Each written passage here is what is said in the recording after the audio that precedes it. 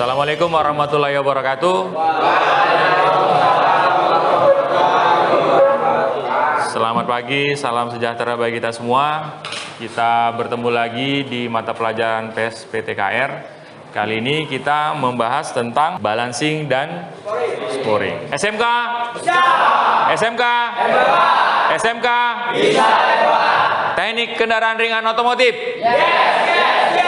Ya, terima kasih. Doa dulu dipimpin oleh ketua kelas. Kepada ketua dipersilakan. Sebelum memulai pelajaran, alangkah baiknya kita berdoa menurut agama dan kepercayaan kita masing-masing. Berdoa dimulai. Berdoa selesai. Terima kasih ketua kelas. Siapa yang tidak hadir? Muhammad Ilham. Lagi? Beni, Yudi, Pranata. Ada lagi? Wendy, Alvin. Nah, sudah, terima kasih. Kemarin kita sudah, pertemuan Kamis kemarin kita sudah praktik tentang melepas dan memasang roda. Jadi kemarin sudah kita praktikan melepas dengan menggunakan dongkrak hulir atau dongkrak bawaan mobil, kemudian melepas roda dengan dongkrak buaya ya. Baru yang ketiga melepas roda dengan menggunakan car lip atau tupos lip. Baru yang keempat dengan menggunakan kisser lip ya, yang untuk sporing. Nah, jadi kali ini kita akan mempelajari tentang membalancing roda dan sporing atau front wheel alignment. Sebelumnya saya ingin memunculkan sebuah video ini. Ini adalah video permasalahan yang akan kita bahas di pertemuan kali ini. Assalamualaikum warahmatullahi wabarakatuh. Hai kawan-kawan. Nah, masalah yang terjadi adalah ketika mobil berjalan seperti ini, saat kami setir dilepas, mobil cenderung lari ke kiri. Nah, itu dia. Mobil cenderung lari ke kiri. Kira-kira siapa yang bisa menjawab apa penyebabnya? Ayo, siapa? Dimas. Ya, silakan. Terjadi bannya kempes, Pak. Bannya kempes, ban sebelah kiri kempes, jadi buang ke kiri gitu. Nah, iya, bisa jadi. Yang lain? Pak. Ya, silakan. Soleh. Kemungkinan setirnya rusak atau perlu diservis. Setirnya rusak, perlu diservis atau perlu diganti, gitu. Iya, Pak. Nah, jadi mungkin setirnya itu rusak atau perlu dibersihkan, kan? Ada grease yang perlu ditambahin, ya. Siapa lagi? Pak. Ya, silakan, Bima. Kemungkinan kerusakan yang diakibatkan terjadi di rack end, ball joint dan terang. Ya, rack end-nya, ball joint-nya ada yang rusak gitu, atau ada yang lari gitu. Ya, kemungkinan kaki-kakinya gitu. Jadi kemungkinan belok kiri itu ada beberapa penyebabnya. Ya, kemungkinan tadi ada banyak kempes, bisa kemungkinan. Setirnya butuh diperbaikin juga kemungkinan. Atau kaki-kakinya perlu diperbaikin dan perlu di setel kembali misalnya. Kalau ada rusak, setelah rusak diperbaikin, diganti, baru di setel atau dispuri. Nah, baiklah, sebelum kita masuk pelajaran, saya akan membacakan dulu tujuan pembelajaran kita. Kompetensi dasarnya adalah menerapkan, melepas, memasang, dan menyetel roda. Indikatornya adalah menentukan langkah menyetel roda. Ya, itu tujuan pembelajaran kita. Nah, setelah ini saya akan memutar video tentang materi yang kita pelajari ini dalam kehidupan sehari-hari. Setelah didorong untuk jarak tertentu, seharusnya menjalani geometri roda. Mari kita jelajah. Mari kita pelajari dahulu pentingnya sudut camber. Gaya sentripetal diperlukan saat mobil menikung. Inilah yang disebut dengan camber negatif. Anda mungkin bertanya, apa yang terjadi pada roda bagian dalam ketika dimiringkan ke dalam? Karena berkurangnya area set sudut roda optimal yang ditentukan oleh produsen mobil. Sudut-sudut ini dapat bervariasi cukup besar dari waktu ke waktu. Dan jangan lupa untuk berlangganan Learn Engineer.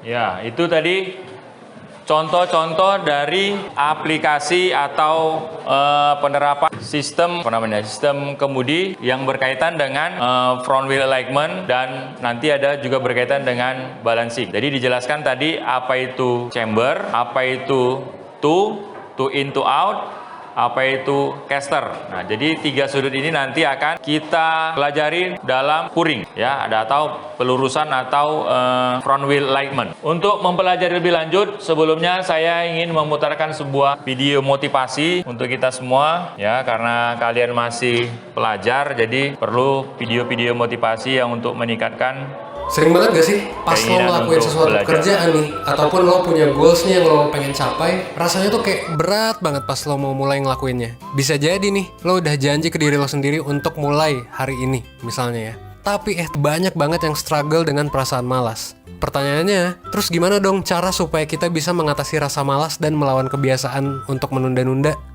Mereka itu dilatih buat mengulang nih berbagai macam rutinitas kecil yang positif setiap harinya. Dan rutinitas ini akhirnya jadi membudaya, dan nih prinsip Kaizen ini juga dikenal sebagai prinsip 1 menit. Kenapa? Karena distraksi apapun, jadi harus fokus. Menariknya, prinsip 1 kilas kayaknya prinsip ini tuh terlihat mensimplifikasi banget dan kayaknya meragukan dan gak efektif gitu. Ketika lo melakukan repetisi atau ketika lo mencoba mengulang kembali nih materi yang udah lo pelajari, besok nabung saham. Kalau lo nabung saham terus, maka ya bunga dari saham itu kan dividen dan lain sebagainya pasti akan bertambah terus kan. Gak hanya 1 menit aja setiap harinya, yang kemungkinan hal tersebut bakal mengubah hidup lo gitu. Nah, lo bisa jawab pertanyaan itu di comment section.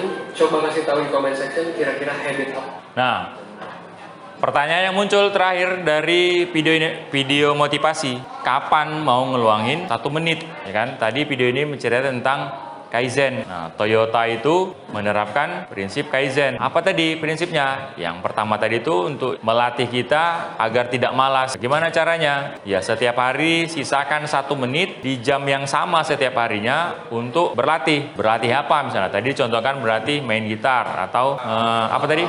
Push up. Nah, kita misalnya berlatih apa? Berlatih membaca. Misalnya yang muslim habis sholat subuh jam 5:30 atau jam 6, mulailah membaca bukunya 1 menit ya. Besok jam 6 juga baca lagi 1 menit lagi. Besoknya 1 menit lagi baca. Terus konsisten seperti itu seterusnya. Nah, kalau konsisten lama-lama akan terbiasa, lama-lama akan ketagihan. 1 menit pertama tadi bisa bertambah, bisa 5 menit, 10 menit, 20 menit, bahkan sampai berjam-jam. Tapi janganlah sampai berjam-jam kan, nggak sekolah lah jadinya. Nah, itu maksud dari video ini. Jadi dia nantang, kira-kira kapan kalian bisa mempraktikkannya. Baiklah, kita lanjut pembelajaran kita. Saya akan memutar video tentang yang akan didiskusikan nanti. Assalamualaikum warahmatullahi wabarakatuh. Selamat datang di Jidat Channel. Pemilik kendaraan sudah sewajarnya jika Anda harus dan wajib melakukan perawatan dan servis secara berkala agar membuat Tolong diperhatikan. Semua diperhatikan biar nanti tahu apa yang permasalahannya. serta melewati jalanan yang baik. Yang dimaksud spuring di sini adalah proses untuk meluruskan kedudukan dari keempat roda kendaraan ke posisi awal. Sering digunakan melewati jalanan yang rusak, maka tentu saja harus dilakukan lebih cepat sekitar 10.000 km. Yang kedua adalah setir bergetar pada kecepatan tertentu. Kanan ataupun ke kiri juga menjadi tanda jika mobil harus segera dilakukan spuring. Tempat yang datar, coba perhatikan kondisi dari roda mobil Anda. Semua kondisi ban, velg, suspensi, kondisi sasis, hubungan setiap sambungan pada kaki mobil dan bodi mobil. Nah, itu tadi beberapa ciri-ciri mobil yang harus segera dispuring. Jangan sampai Anda telak dalam melakukan subscribe, share Jidat Channel, dan tekan. Dari video yang sudah ditampilkan, kira-kira adakah yang mau bertanya? Saya Pak, Ya, silakan Pak Lan. dari video tadi kan itu tentang ciri-ciri mobil harus spuring Pak. Ya. Spuring itu apa Pak? Spuring. Ada yang tahu apa itu spuring? Agil tahu? Ya Pak. Ya, silakan. Spuring itu biar supaya untuk pengecekan ban, dirut, camber, caster, agar supaya dia stabil kembali. Iya. Jadi spuring itu lurus alur gitu kan. Nah, jadi kalau spuring itu disetel kembali sudut-sudut tunya, chambernya, casternya seperti bawaan pabriknya atau bawaan pertamanya. Ya, disesuaikan lagi. Ya, silakan Pak Uji. Kenapa kemudi terasa berat? Kenapa kemudi terasa berat? Nah, ada? Ya, silakan. Mungkin bannya kurang angin Pak. Bannya kurang angin, ya bisa jadi bannya kurang angin, berat ya. Ada lagi? Kenapa kemudi terasa berat, kata Pak Uji? Ya, kemudi terasa berat itu ada berbagai macam faktor. Bisa jadi ada kaki-kakinya yang sudah rusak atau steeringnya. Kalau power steeringnya yang nggak bagus misalnya, sehat dulu, kaki-kakinya harus baik. Baiklah, saya akan tampilkan PowerPoint-nya, PPT-nya. Nah, kita pelajari dulu tentang front wheel alignment. Front wheel alignment itu seperti ini. Ya.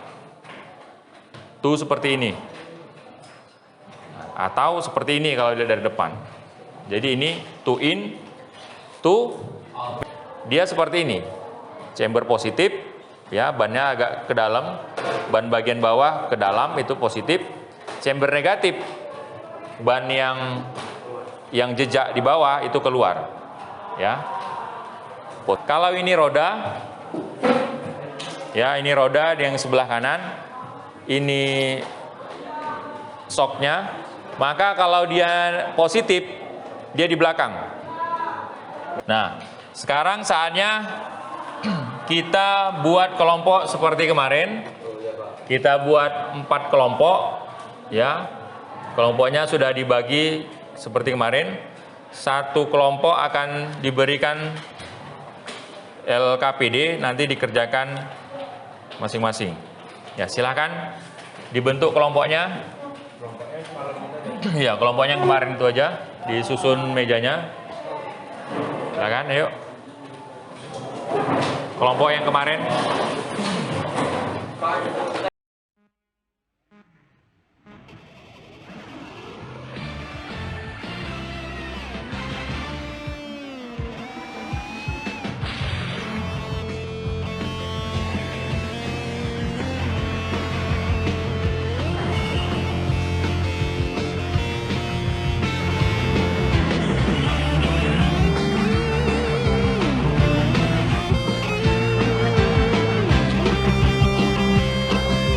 Ya, ini akan saya bagi LKPD per kelompok, kelompok 1, 2, 3, 4, ya. Jadi dikerjakan, tulis nama kelompoknya siapa aja, baru dijawab ini yang di halaman 7 dan 8. Nah, ini kelompok 1, kelompok 2, kelompok 3, ini kelompok 4.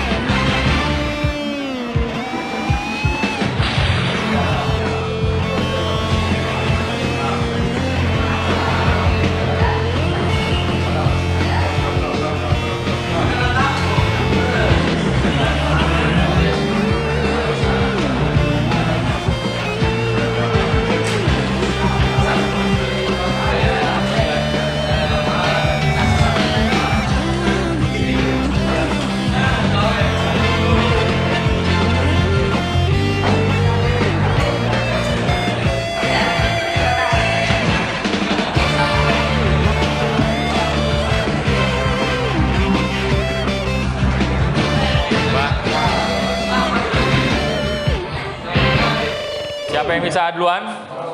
Ya, kelompok 3 silakan.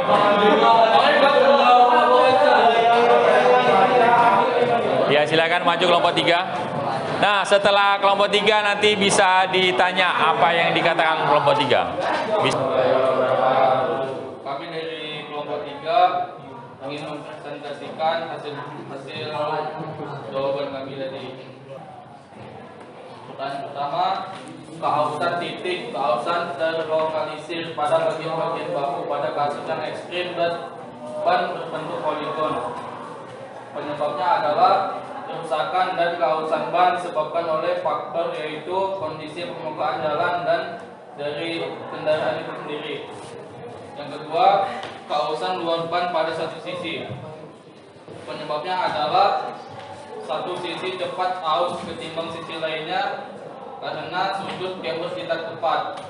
Yang ketiga, kausan alur ban terlokalisir. Penyebabnya adalah permukaan jalan dan kedua adalah dari kendaraan itu sendiri tinggi yang kemudian memberi gesekan besar. Sekian dari kami. Assalamualaikum warahmatullahi wabarakatuh. Waalaikumsalam warahmatullahi wabarakatuh. Kasih aplaus untuk kelompok 3. Perhatikan, semuanya perhatikan. Waalaikumsalam warahmatullahi wabarakatuh. Kami dari kelompok 4. Assalamualaikum warahmatullahi wabarakatuh.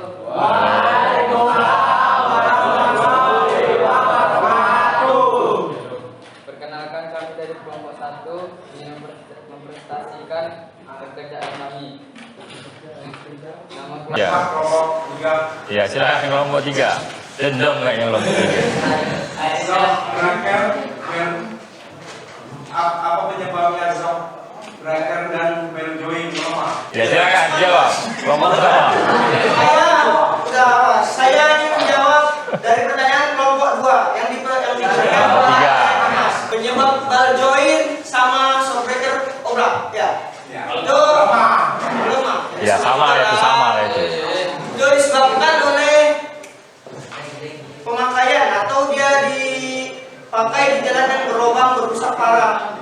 Itu bisa dihitung dengan usia Kilometer.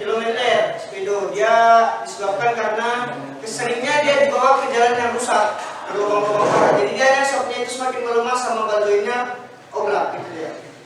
Bagaimana kelompok 3? Nggak ada perlawanan. Assalamualaikum warahmatullahi wabarakatuh. Waalaikumsalam warahmatullahi wabarakatuh.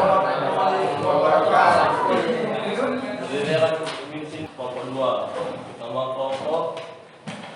Nama anggota kelompok Rizky Pradana, Bima Arya, Dahrio, Wahyu Morales, Bagas Andika, Rizky Aulia, Muhammad Fajar Ramadhani. Nah, silakan lihat di grup ya. Seharusnya di LKPD ada, cuman di LKPD lebih lama nanti. Silakan buka grup, ada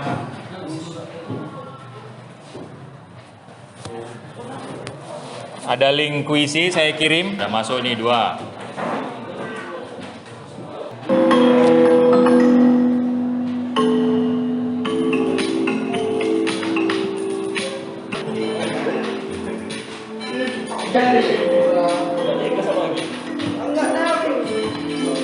Saya download hasilnya. Oke, ini hasilnya.